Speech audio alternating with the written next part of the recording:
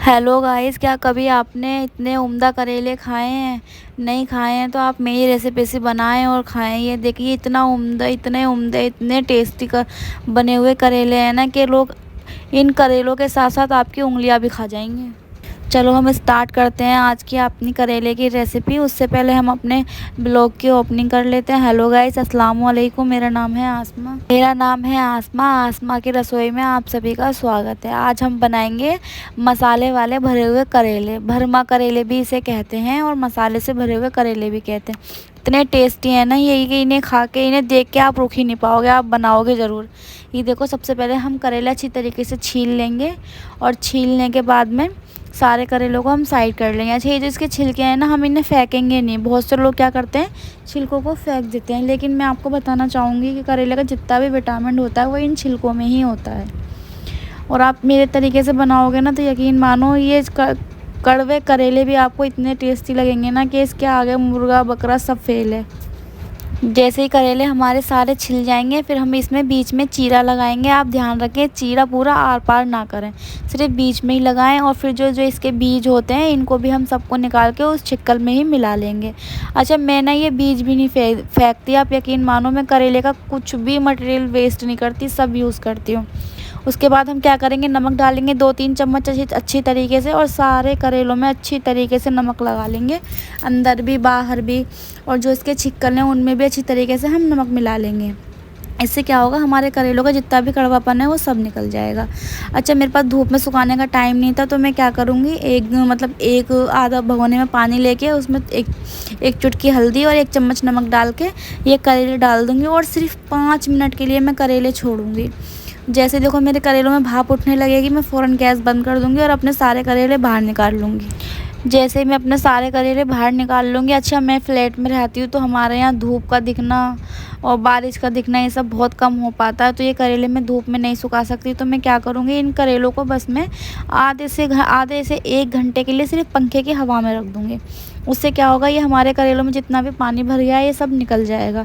और करेले आप जब भी सुखाने रखो पंखे की हवा में, तो करेलों को उल्टा करके रखो ताकि जो पानी उसके अंदर होता है वो सारा निकल जाए। और जब तक चलो हम अपना मसाला तैयार कर लेते हैं। देखो, ये है पीसने वाला मसाला।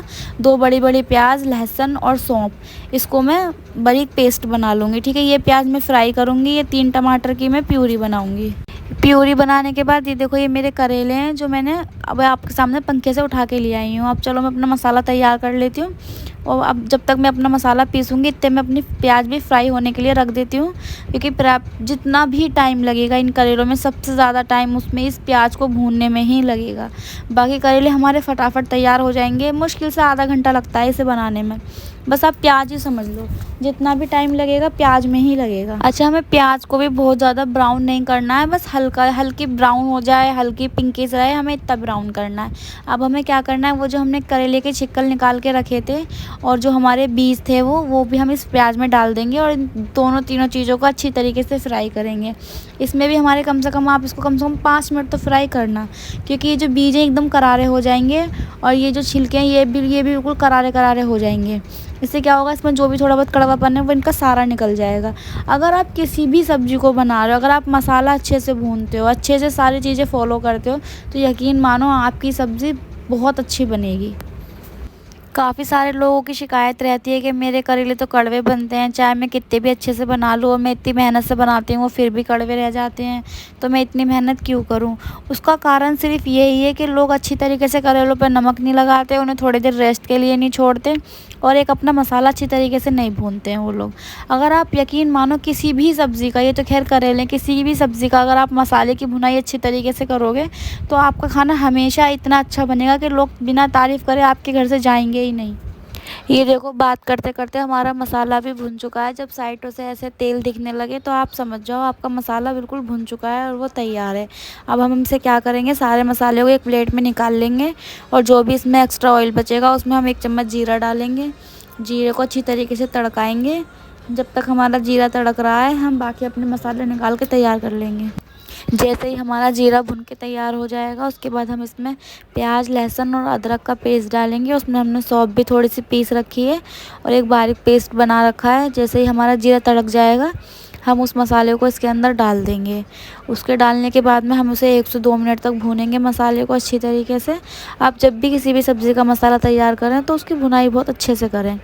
जैसे ही हमारा मसाला ये भुन के तैयार हो जाएगा, हम इसके अंदर अपने वही बेसिक से मसाले डालेंगे, जैसे कि 2 चम्मच लाल मिर्च और 2 चम्मच धनिया पाउडर, चुटकी भर हल्दी। ये सारे सामान हम एक प्लेट में निकाल के रख लेंगे और स्वाद अनुसार नमक। ये देखिए ये सारा मसाला मैंने निकाल लिया है। अब मैं इसे भी शामिल कर दूंगी और अच्छी तरीके से भूनूंगी। अगर हमें लग रहा है कि हमारी प्याज में पानी कम है, मसाला हमारा भून नहीं पा रहा लग रहा है, तो हम थोड़ा थोड़ा पानी डाल के इसे भूनते रहेंगे। जैसे ही हमारा ये थोड़ा सा भुन जाएगा, इसके भुनने के बाद फिर हम उसमें थोड़ा सा पानी डालेंगे, थोड़ी देर और भूनेंगे इसे।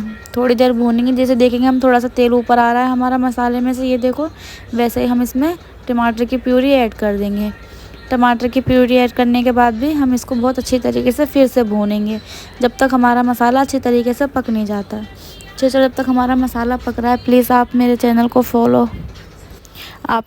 फॉलो करा करो, मेरी वीडियो देखा करो डेली की, और मेरे चैनल को सब्सक्राइब करो, लाइक करो, प्लीज़ कमेंट करो। और जैसे ही हमारा मसाला पक के तैयार हो जाएगा, ये देखो तेल छोड़ देगा साइडों से। अब हम इसके अंदर क्या करेंगे, जो हमारा वो पहले वाला मसाला था जो हमने भूना था, प्याज और करेले के बीज और करेले का छिक्कल, उसको हम इसके अंदर पूरा डाल देंगे। डालने के बाद हम अच्छी तरीके से इन्हें चलाएंगे, पूरा का पूरा हम इसमें शामिल कर देंगे। शामिल करने के बाद हम अच्छी तरीके से इसे चलाएंगे। चला के मान लो हमारे 2 से 3 मिनट और लगेंगे बस खाली इसे भूनने में। इसे अच्छी तरीके से हम बिल्कुल फुल फ्लेम पे भूनेंगे, एकदम बिल्कुल हाई कर देंगे फ्लेम को, ताकि जो भी इसमें थोड़ा बहुत पानी है वो सारा जल जाए। अच्छा, जब तक हमारा मसाला भुन रहा है, चलो जब तक हम लोग आपस में बातें करते हैं। और आजकल पता नहीं क्यों लोग नई नई डिशों के पीछे भागते हैं, नई नई डिशें ट्राई करते हैं, नई नई चीज़ें बनाते हैं, और जो पुरानी चीज़ें उन्हें लोग भूल ही गए हैं। जैसे कि ऐसी सब्जियाँ और बहुत सी ऐसी रेसिपी हैं, पुरानी चीज़ें लोग बनाना बिल्कुल ही भूल गए हैं। हर नई चीज़ के पीछे भागते हैं, लेकिन पुरानी चीज़ में भी बहुत स्वाद होता है। उनमें थोड़ी मेहनत लगती है बनाने में तो क्या है, लेकिन वो खाने में उतने ही अच्छे और उम्दा होते हैं। ये देखो बात करते करते हमारा मसाला बिल्कुल भुन गया अच्छी तरीके से। अब हम गैस को बंद कर देंगे और इस सारे मसाले को एक बड़ी सी प्लेट में निकाल लेंगे। प्लेट में या थाली में अच्छी तरीके से निकाल लेंगे इसको, पूरे मसाले को। एक भी थोड़ा सा भी मसाला हम नहीं छोड़ेंगे, सारा का सारा मसाला ले लेंगे। और सारे मसाले को निकालने के बाद में हम इसे थोड़ी देर ठंडा करने के लिए रखेंगे। अब सारा मसाला ठंडा होने के बाद में हम अपने कमरे में जाएंगे, वहाँ बैठ के आराम से करेले भरेंगे, क्योंकि यकीन मानो आप गर्मी कम होने का नाम ही नहीं ले रही, दिन पे दिन बढ़ती जा रही है। ये देखो जैसे ही हमारा थोड़ा सा मसाला ठंडा हो जाएगा, हम एक एक करेले में इस तरीके से स्पून की सहायता से सारा मसाला भर देंगे। ये देखो मैं आपको दोबारा बता रही हूँ, अच्छी तरीके से 2 स्पून 1.5 स्पून जैसा जितना भी आपके करेले में आए उतना आप अच्छी तरीके से पूरे करेले अच्छी तरीके से भर दो। जब तक मैं सारे करेले भर के तैयार कर रही हूँ अपने, ये देखो मैं आपको साथ साथ दिखाती भी जा रही हूँ और बताती भी जा रही हूँ। सारे करेले हम इसी तरीके से भरते रहेंगे और साइड बाय साइड रखते रहेंगे। अच्छा, बहुत से लोग क्या करते हैं, वो करेले को ऐसे ही फ्राई कर देते हैं, जिससे कि उनका मसाला सारा बाहर आ जाता है। लेकिन मैं क्या करूँगी, जैसे पुराने ज़माने के लोग करते थे, जैसे हमारी दादी, अम्मी, नानी, तो मैं भी वही करती हूँ। मैं इसको अच्छी तरीके से धागे से बांध देती हूँ। जैसे मेरे सारे करेले भर के तैयार हो जाएंगे, मैं इनके ऊपर 2 से 3 बार धागा लपेट के तैयार कर लूँगी। देखो कुछ इस तरीके से। उसके बाद हमें ज़्यादा कुछ नहीं करना, बस एक कढ़ाई में तेल अच्छी तरीके से गर्म करना है और गैस को थोड़ा स्लो कर देना है, और सारे करेले एक एक करके मैं उस कढ़ाई में बिठा दूँगी। अब कोशिश करना कढ़ाई थोड़ी चौड़ी हो आपकी, जिससे कि सारे करेले बिल्कुल एक साथ आ जाएं, एक दूसरे के ऊपर रखने ना पड़े। इससे क्या होगा, हमारे करेले तेल में अच्छी तरीके से फ्राई हो जाएंगे। और आपने देखा होगा कि मैंने इसमें एक भी बूंद पानी का इस्तेमाल नहीं करा है। आपको इसमें बिल्कुल पानी नहीं डालना, सिर्फ आपको करेले तेल में ही बनाने हैं। इससे क्या है, आप करेले काफ़ी दिनों तक रख के खा सकते हो। आप 2 हफ्ते 3 हफ्ते जितना भी आपका दिल करे, आप फ्रिज में स्टोर करके इन्हें खा सकते हो अच्छी तरीके से। ये देखो जैसे मेरे सारे करेले मैं रख दूँगी एक दूसरे के ऊपर। जैसे सारे करेले मेरे रख जाएंगे, इन्हें मैं 5 मिनट तक ऐसे ही बिना ढक्कन के अच्छी तरीके से फ्राई करूँगी, ताकि ये नीचे से अच्छे से करारे हो जाएं और ये अच्छी तरीके से सीख जाएं। जब तक ये अच्छी तरीके से सीखेंगे नहीं, जब तक मैं इनसे ढकूँगी नहीं। जैसे ही मुझे लगेंगे हाँ थोड़े मेरे करारे हो गए हैं, उसके बाद मैं इन्हें ढक के 10 से 15 मिनट तक के लिए पकाऊंगी। 10 मिनट भी इनफ बहुत हैं। 10 मिनट बाद हम देखो चेक करेंगे तो हमारे करेले कुछ ऐसे हो जाएंगे, एक साइड से पूरी तरीके से पक जाएंगे। फिर हम क्या करेंगे, उन्हें थोड़ा सा पलट देंगे। आप कोशिश करो कि वो बहुत हल्के हल्के हाथों से पलटना इन्हें, ताकि इनका मसाला बाहर ना आए। अब हम इन्हें फिर से पलट के 5 मिनट तक ऐसे ही फुल फ्लेम पे पकाएंगे, ताकि इनका अंदर तक का पानी सारा जल जाए और ये दोनों तरफ से बराबर क्रिस्पी और करारे हो जाएं। जब तक हमारे ये करेले बन रहे हैं, साइड बाय साइड मैं अपना आटा भी तैयार कर लूँगी और आटा गूंद के दूसरी गैस पे मैं रोटियां बनाना चालू कर दूँगी।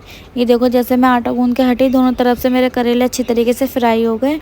और फिर जो थोड़ा सा मसाला बच गया था वो भी मैं इसके अंदर ऐड कर दूँगी और फिर इसे ढकूँगी। 3 से 4 मिनट तक पकाऊँगी बस खाली। फिर उसके बाद ये देखो, गैस बंद कर दी है मैंने और ये मेरे करेले बन चुके हैं। और इनकी रंगत देखो आप कैसे लग रहे हैं। यकीन मानो इस तरीके से आप करेले बना के खाओगे ना, तो आप कोई भी नई रेसिपी ट्राई नहीं करोगे, सिर्फ पुरानी रेसिपी ही आप बनाना पसंद करोगे, खाओगे और अपने घर वालों को भी खिलाओगे। ये देखो, इन्हें देख के ही मुंह में ऐसा लग रहा है ना कि बस पहली बाइट जल्दी से मेरे मुंह में चली जाए। इतने अच्छे बनते हैं ये करेले कि मेरे पड़ोसी भी इसकी रेसिपी पूछ के जाते हैं और ये उनके कहने पे करेले की रेसिपी मैंने शेयर की है, ताकि वो भी बना सकें। हाँ, अगर आपके घर वालों को ऐसे धागा निकालने में दिक्कत आती है, क्योंकि मेरे हस्बैंड को बहुत प्रॉब्लम होती है, तो मैं उन्हें ये निकाल के ही देती हूँ हमेशा धागा, और मिनटों में निकल जाता है, ऐसा नहीं कि बहुत टाइम लगता है इसमें। अगर आपको मेरी रेसिपी अच्छी लगी हो तो प्लीज़ मुझे सब्सक्राइब करें।